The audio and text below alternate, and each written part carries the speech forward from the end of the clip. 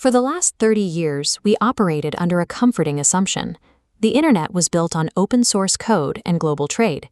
The theory was straightforward. Sharing information freely creates transparency, and economic integration leads to peace. Frontier AI functions differently. At this level of complexity, a model acts as a strategic asset, enhancing national power in ways simple tools never could. A lone hacker misusing a chatbot is a minor nuisance. The actual danger lies with hostile states. Authoritarian governments possess massive infrastructure. They can connect AI directly to their military planners, their cyber units, their surveillance databases, and their propaganda networks. In this environment, artificial intelligence acts as a universal accelerator. It lowers the cost of expertise across the board. A state security apparatus gains cheap, scalable intelligence, making cyber operations faster and repression highly efficient. To navigate this landscape safely, we have to unlearn three major assumptions that defined the early internet era. The first broken rule is the idea that open information is always good.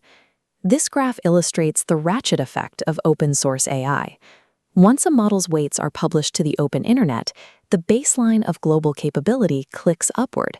It can never be undone. Once downloaded, those open-weight models belong entirely to the user. Hostile actors can easily strip away the safety guardrails. They can run the models locally, modify the code, and embed them inside autonomous agents, operating completely out of the original creator's control.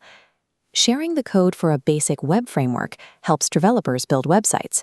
Sharing the weights for a frontier model gives anyone a portable, adaptable intelligence engine capable of writing complex malware or accelerating biological research. Regulators realize that size and openness are the wrong metrics. The European Union's AI Act, debated here in Parliament, shifts the focus toward capability. Models that demonstrate dangerous systemic risks require strict access controls, regardless of whether they are open or closed.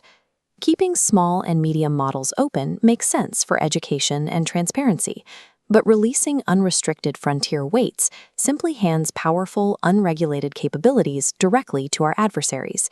The second broken rule is the belief that tech trade democratizes the world. Tech leaders, including NVIDIA CEO Jensen Huang, often argue that U.S. export bans on advanced chips will fail. They claim restrictions only force rival nations to build their own domestic alternatives.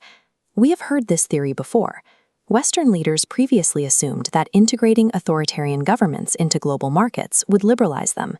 The 2001 WTO accession for China was supposed to usher in political reform.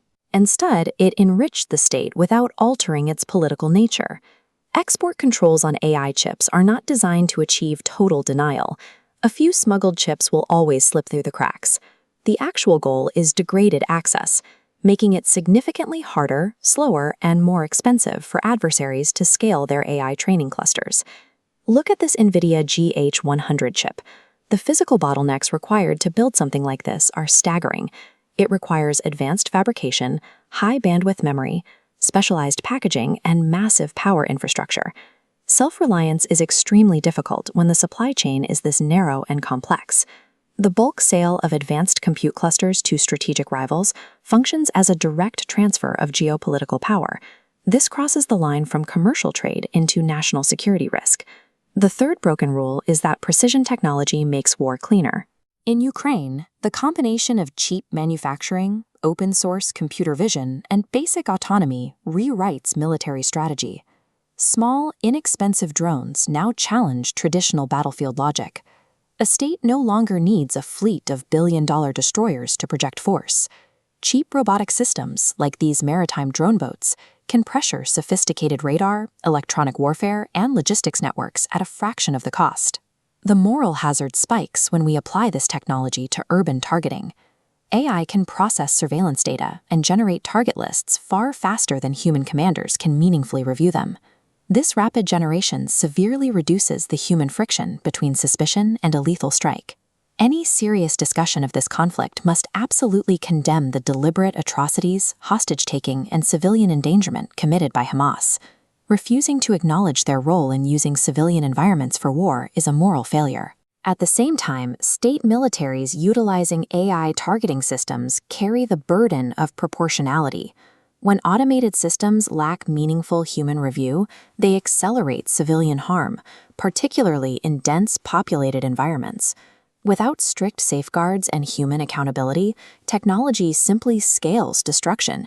It allows human operators to hide behind technical language like optimized strike timing while dodging responsibility for who actually dies. Science fiction trains us to worry about a conscious machine turning evil. The near-term reality is much simpler. The real danger is human ambition, fear, and institutional power, multiplied by the raw speed of AI automation. Looking at this tiered framework outlines a realistic middle path. We should protect the open-source ecosystem. Low and medium capability models should remain entirely unrestricted to encourage education, research, and economic growth. But at the frontier, we need a hard line.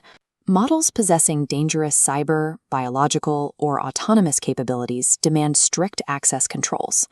Unrestricted publication of these weights must stop, and massive compute clusters must be regulated like strategic infrastructure.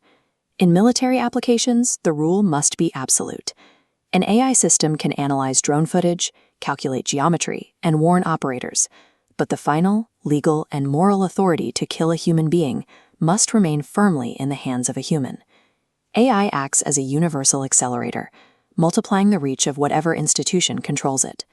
Surviving this technological shift requires a clear-eyed recognition. Technical power requires the friction of human restraint to stay safe.